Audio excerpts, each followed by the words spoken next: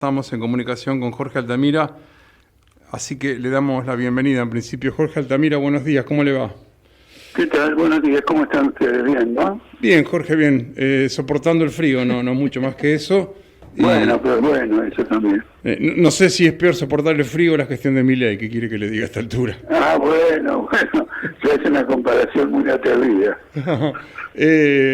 Bien, Jorge, digo, antes de meternos en lo que nos convocaba, en realidad me gustaría conocer, hace mucho que no nos molestamos, cierto panorama, ciertas fotos, cierta reflexión acerca de la situación política y obviamente económica que vive este país. Me gustaría conocer su mirada. Mire, esencialmente, en materia económica, tenemos una orientación que, con el propósito de pagar una deuda absolutamente fenomenal, la más alta de la historia, está sometiendo los gastos sociales, los salarios, las condiciones de vida de los trabajadores a cortes absolutamente brutales. Y aún así, lejos de poder alcanzar ese objetivo de normalizar el pago de la deuda, la situación se agrava de día en día porque para pagar ahora en julio 4.000 millones de dólares, el gobierno ha adoptado una inusitada decisión, que es contratar un préstamo llamado repo, que consiste en que, le dan la plata, 2.000 millones de dólares, a cancelar en un plazo relativamente breve, para pagar esta deuda. Y la tasa de interés que se aplica es muy usuraria, es casi un delito, porque es superior a la elevada tasa que correspondería para un país que está con un riesgo país del orden de los 700 puntos. Uh-huh. A ver si me explico. Cualquier préstamo que Argentina quiera obtener va a tener que pagar una elevada tasa de interés por su condición brutal de endeudamiento. Caputo ha organizado un préstamo que es muy superior a la tasa de interés esta, lo cual llevó a que los que suscribieron este préstamo a los bancos inmediatamente vendieran eso y ganarán en 24 horas una suma extraordinaria de dinero, porque como la tasa de interés es alta, hubo mucha gente que la quiso comprar uh-huh. para participar de esa alta tasa de interés. Jorge... Entonces, como usted ve, lo que está ocurriendo es que con el propósito de normalizar la deuda y satisfacer los reclamos de los acreedores internacionales, se está cayendo en una mayor deuda, en mayores compromisos y por lo tanto en ajustes que van a ser cada vez peores. Solamente porque estamos pagando una deuda, más allá de que se puede discutir si es legítimo o no, digo, solamente porque se le está pagando al fondo, ¿se vive tan mal o también hay otros elementos que contribuyen a la crisis?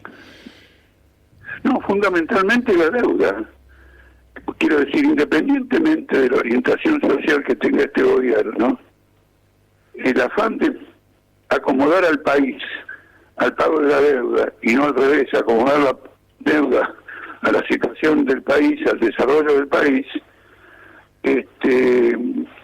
provoca una crisis fenomenal. Este es el punto absolutamente central, porque acá no se trata ahora ya de legítimo o no, sino que entre la deuda en dólares, la deuda en pesos, la deuda privada, etcétera, Argentina tiene una deuda general de 700.000 millones de dólares y tiene un producto bruto de 500.000, 550.000 millones de dólares, que está totalmente inflado por una razón, porque como el dólar cae en dólares, esta deuda cada vez es más significativa. Uh-huh. Estábamos viendo, entonces el debate sobre la legitimidad o no de la deuda ya es parte del pasado, digo, ya está, no se habla más de eso. No se habla, pero eso porque es una versión interesada, esa deuda tiene que ser investigada. Me explico rápidamente por qué. En el orden jurídico internacional, la refinanciación constante de deudas, es decir, que usted se endeuda más para pagar una deuda anterior o para pagar los intereses de la deuda, es considerado un delito, se llama anatocismo. Y es un delito en el sentido de que la deuda se transforma en usuraria. Y la usura, en el orden jurídico internacional, está penada. Así que acá toda la clase política, empresaria, etcétera, está metida en un problema legal gravísimo. Lo que pasa es que ellos tienen el poder en sus manos. ¿Ellos quiénes serían? Bueno, los grandes grupos económicos, porque usted, por ejemplo, ¿cómo se forma la deuda? Mucha gente piensa que es solamente externa, es decir, que hay acreedores internacionales o capitales internacionales que compran la deuda argentina. El 60% de esta deuda está en manos de empresarios locales.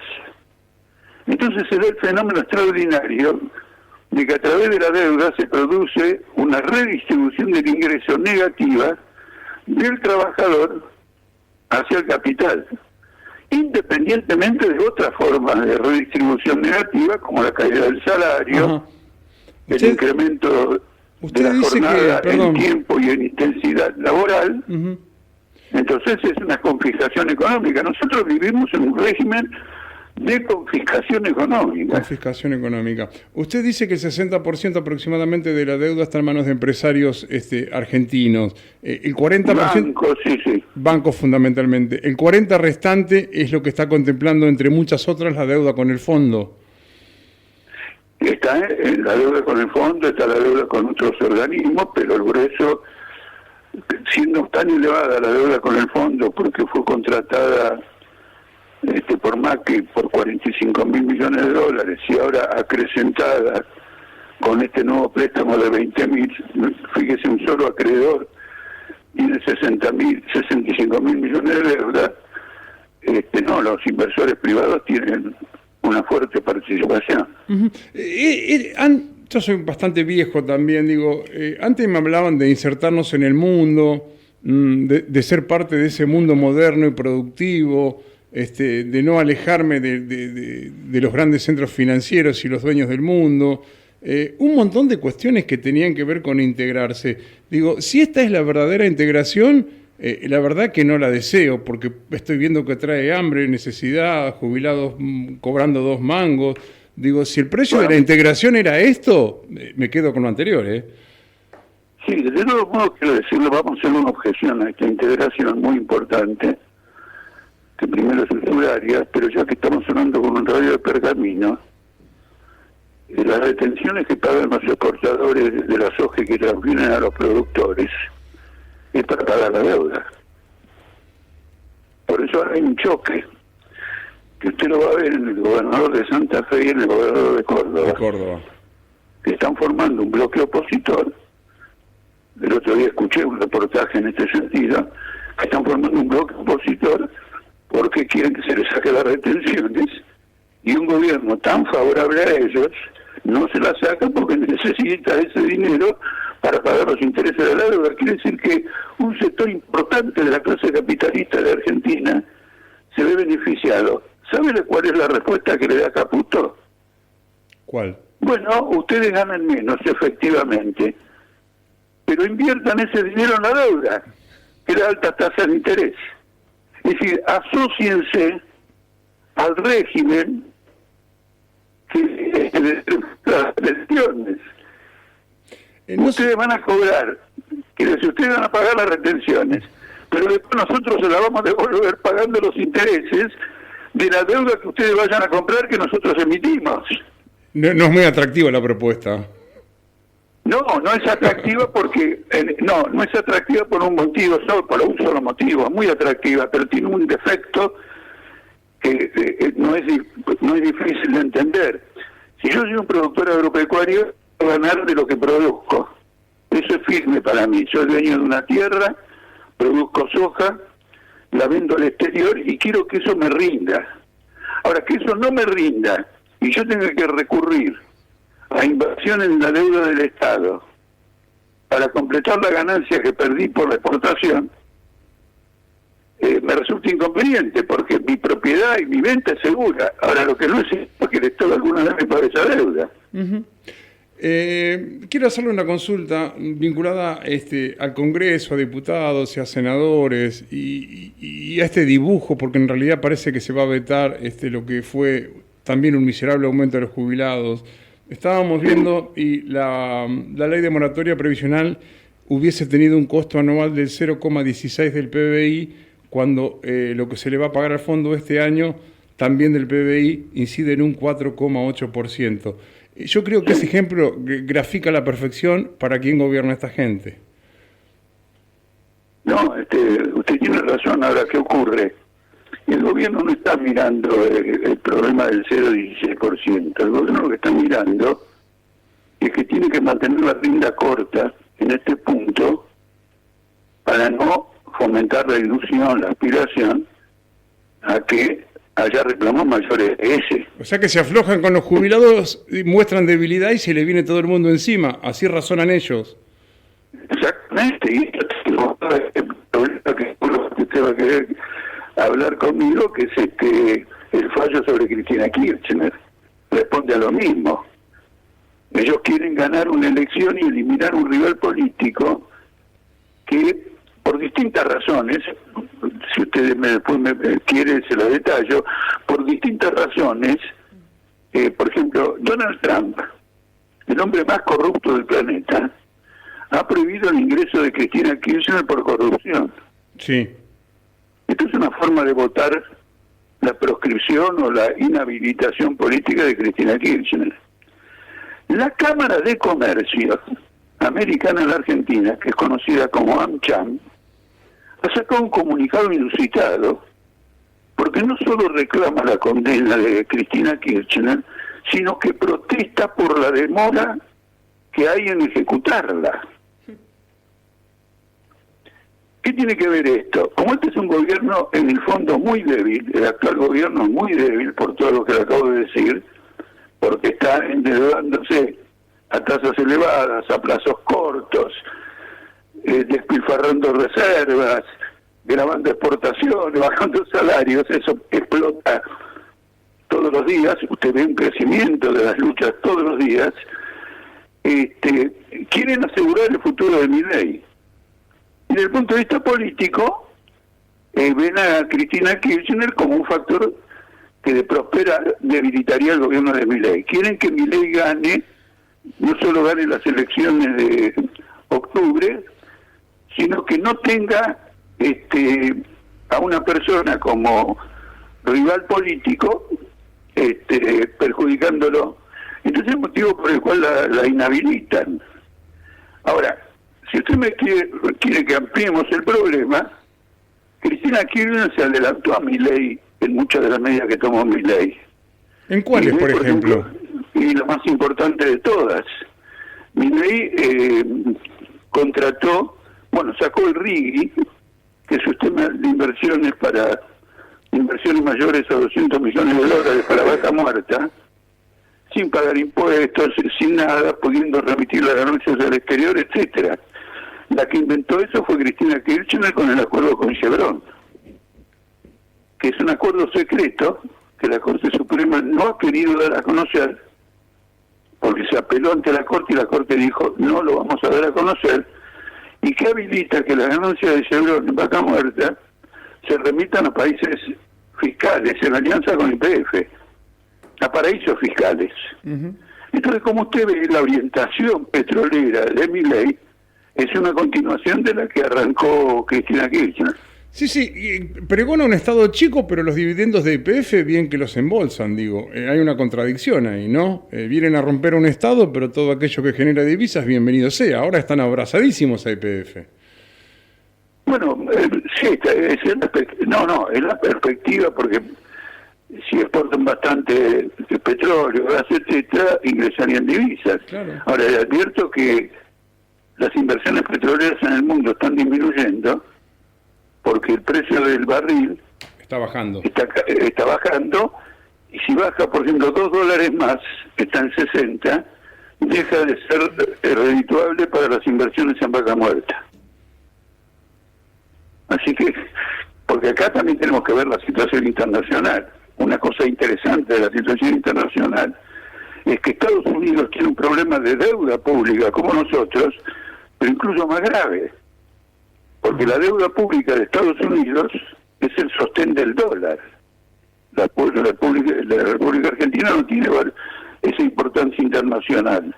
Y en este momento hay una lucha furiosa, están discutiendo el presupuesto prevé nuevos déficits, incremento de la deuda, que es una deuda del 130% del PBI de Estados Unidos, y bueno, hay una lucha furiosa que terminó que se agarraron a trompadas entre Elon Musk y Trump.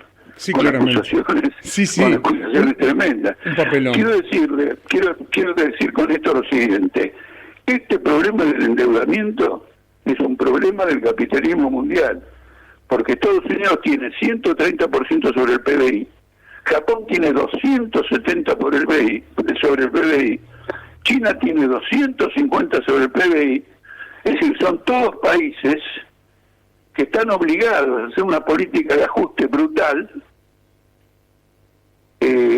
para que no se caiga la deuda. Uh-huh. Y la prueba de lo que está pasando es las altísimas tasas de intereses que pagan esas deudas. Jorge, sí. Usted se manifestó, entendí yo, contrario a la detención de Cristina Kirchner, más allá de lo que puntualiza un proceso judicial que la verdad que desconocemos. Claramente usted se pone a esa situación. ¿Se están volviendo un poco más peronistas con los años o es una locura mía nomás? ¿Hola? ¿Escuchó la pregunta? No, solo escuché una parte y de golpe no escuché más nada. Ya, pensé que se había molestado.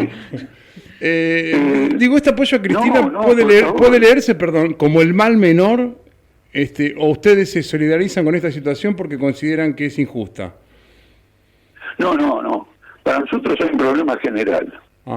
El problema general consiste en lo siguiente: no se deben privar los derechos políticos a nadie. Porque hoy empiezan con Cristina Kirchner, y no es que empiezan con ella, ya empiezan con otros, etcétera. Por ejemplo, de gente no tiene absolutamente nada con el antisemitismo, una masacre en una escala pocas veces vista. Es decir, que nosotros defendemos los derechos políticos porque hacen al porvenir de los trabajadores. Si los trabajadores no gozan de derechos políticos, organizativos, etcétera, no tienen herramientas para defenderse. Es decir, que para nosotros es una cuestión de principios. Entonces viene el siguiente problema. Más allá de falencias en el proceso judicial, le señalo dos. La mayor parte de los jueces que han intervenido en este proceso han participado en muchas callejeras contra el gobierno kirchnerista. Por ejemplo, en ocasión del asesinato de Nisman. De Nisman. Por lo tanto, hay gente que ya venía a condenarla. ¿Y eso los invalida? Por supuesto. Totalmente. ¿Cómo? Si usted, como juez, ya tiene una posición política tomada contra un gobierno o contra los miembros de ese gobierno, a la hora de enjuiciarlos tiene que declararse no competente y que venga otro.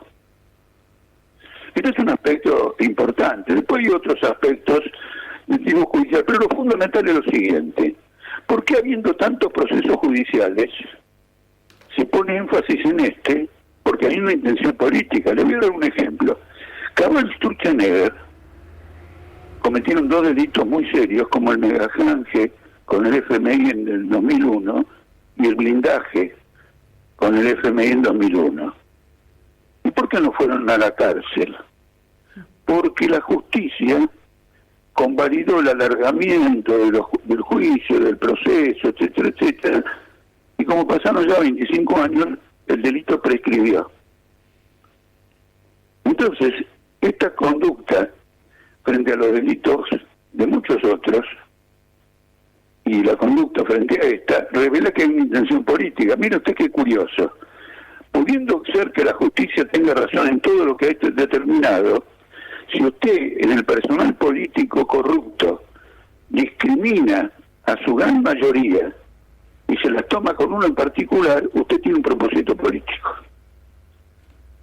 Y es el propósito político declarado de Donald Trump y de la Cámara Norteamericana de Comercio en la Argentina. Y lo han hecho público. Jorge. Entonces nosotros, sí. Buenos días, Agustín Alier le habla. No, quería consultarle esto que obviamente usted considera una embestida contra los derechos políticos de las personas, en este caso de Cristina Kirchner. ¿Usted tiene alguna sospecha? Porque digamos, hoy es Cristina, como bien dijo usted, mañana puede ser otro dirigente. ¿Tiene idea por quién vendrán después? Porque también están muy enconados con el sindicalismo, con ciertos sectores de la izquierda. Claro, sí, lógicamente. Mire, a mí me ocurrió. Yo, por ejemplo, bajo el gobierno de Alfonsín me opuse a una detención que Alfonsín desarrolló de un conjunto de gente de derecha, pero la ejecutó el gobierno bajo la declaración del estado de sitio. No la ejecutó la justicia. Se los acusó de terroristas, se declaró el estado de sitio y se los detuvo. Ya el hecho de declarar el estado de sitio, que significa anular las libertades constitucionales, era una gran trampa, porque el estado de sitio dura 30 días, y a los 30 días, por más derechistas y terroristas que fueran los tipos, había que liberarlos. Efectivamente, a los 30 días los liberó. Pero antes de que sean los 30 días, y cuando luego el Congreso ratifica el estado de sitio de Alfonsín, yo me opuse. Y yo le dije lo siguiente, muy sencillo. Acá hay un cercenamiento de libertades, dejo de hacer justicia, le escapan al Poder Judicial, estoy en contra. Eso ocurrió en 1988. ¿Cómo era? ¿Cuándo? 87, 88. Algo así, sí, exactamente. En 1989 volvió Alfonsín a declarar estado de sitio y me metió preso a mí en la Casa Rosada. Adentro de la Casa Rosada. La verdad que desconocíamos ese dato, la verdad. No, fundamental, porque el país estalló durante una semana en los diarios internacionales. Acá, lo que ocurre, nos hacían una acusación, entonces yo me tomé un taxi y pedí hablar con los ministros en la Casa Rosada para decirle que era falso lo que nos acusaban. Y fui a poner la cara. Entonces, estos jueces que algunos de ellos juzgaron a Cristina Kirchner,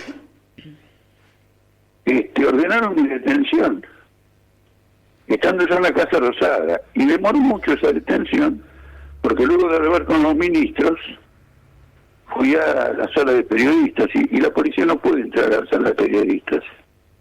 Así que estuve 3 horas hablando con los medios en la sala de periodistas hasta que finalmente la violaron. Y bueno, en ese momento yo no me acordé de que 2 años antes yo había protestado contra el mismo procedimiento hecho contra enemigos míos. Ese es el valor que tienen los principios. Claramente. Cuando usted tiene un principio, usted no hace discriminación. Claramente. Y ahí está, ¿se entiende a dónde voy? Sí, entonces, como norma, nos oponemos más férreamente que a ninguna otra cosa a todo lo que sea conculcar derechos políticos constitucionales.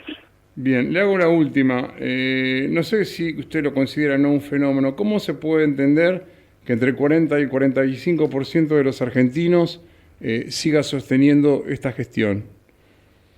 Bueno, hay 2 cosas que quiero decirle. No es el 45%, el 50% no va a votar, lo cual automáticamente la baja mucho. Por ejemplo, este hombre, ¿cómo se llama? El vocero Adorni.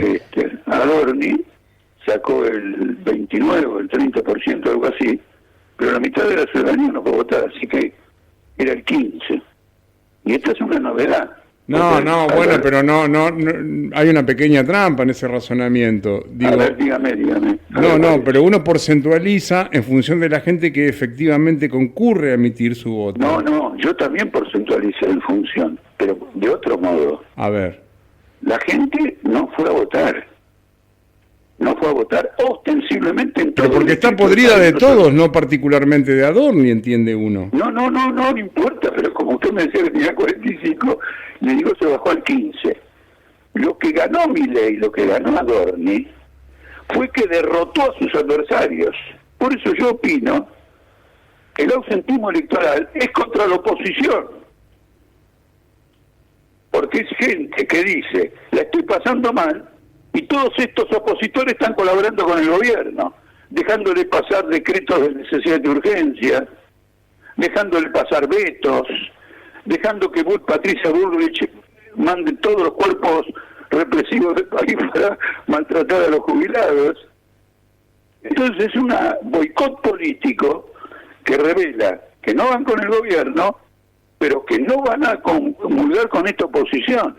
Por eso el otro día, cuando se discutió este problema jubilatorio, lo que se evidenció en el Congreso es que se pusieron de acuerdo sectores que nunca antes habían tenido acuerdo, detrás de lo que usted mismo dijo correctamente, que era algo miserable, el 0,16%, etcétera, para los jubilados, pero se está perfilando, ante el ausentismo y la abstención contra ellos, se está perfilando una tendencia a formar un bloque. En esa tendencia a formar un bloque de oposición, con las características estas que usted me dice, no, que el 0,6, nada más que el 0,16 para los jubilados, Cristina Kirchner es un obstáculo, porque nadie va a hacer una alianza con Cristina Kirchner. Ahí es donde entra Kicillof. Y eso explica la disputa en el peronismo. Entonces usted tiene en este momento un cuadro de crisis política, no solo en el poder, sino en la población. Claramente. Eso es indudable. Claramente, hay una crisis no de representatividad alarmante también. Sino que yo he insistido permanentemente en mis escritos sobre esto. Hay una crisis general. Pero ¿quién tiene el programa? Nosotros tenemos un programa para salir de esta crisis. Nosotros vamos a ir a estas elecciones de septiembre en la provincia, vamos a dar una pelea y vamos a tratar de revertir, digamos, esta situación. No será de la noche para la mañana, salvo que se acelere el derrumbe financiero del gobierno, porque la situación financiera del gobierno de Milei es catastrófica, contra todo lo que digan Clarín, La Nación, etcétera, etcétera. Incluso Clarín y La Nación en distintos artículos lo advierten. Esto sería después de las elecciones. No sé si sería después, porque como acá hay que hacer un enfoque mundial, el día 2 de abril en Estados Unidos se produjo un hecho muy grave, se derrumbó el mercado de la deuda pública, porque Trump anunció aranceles muy elevados contra los competidores de Estados Unidos. Fue un sismo. Son esos sismos que duran poco tiempo, pero es un sismo. Entonces Trump reculó y postergó por 90 días esos aranceles.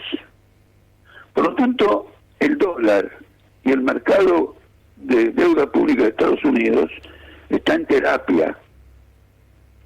Si eso se manifiesta de una forma más abierta, y yo tengo distintos motivos para pensar que va a ocurrir eso, pero que lógicamente ahora llevaría un tiempo que la entrevista no lo permitiría, la deuda argentina se cae sola y vamos a la bancarrota. ¿O usted cree que con ese problema en Estados Unidos los capitales norteamericanos van a venir a socorrer a Milei? Vinieron y le compraron la deuda porque la tasa de interés de esta última deuda es infinitamente mayor a la elevada tasa de interés que tiene que pagar Argentina por ser un país en default. Complicadísimo. Un fiscal tendría que ir y denunciar a Caputo por una operación de malversación del dinero público. ¿Y que un fiscal puede actuar de oficio y procesar o imputarlo a Caputo en este caso? Yo creo que sí, es decir, él tiene la obligación. O vamos a estar esperando después que se vaya el gobierno y empieza el juicio de corrupción, la investigación, el Tribunal Oral Público, casación, y así estamos como estos 16 años con Cristina Kirchner. Perfecto. Jorge, le mando un abrazo y seguramente antes de las elecciones volvamos a molestarlo. Buen día. Bueno, que tengan un buen día. Gracias.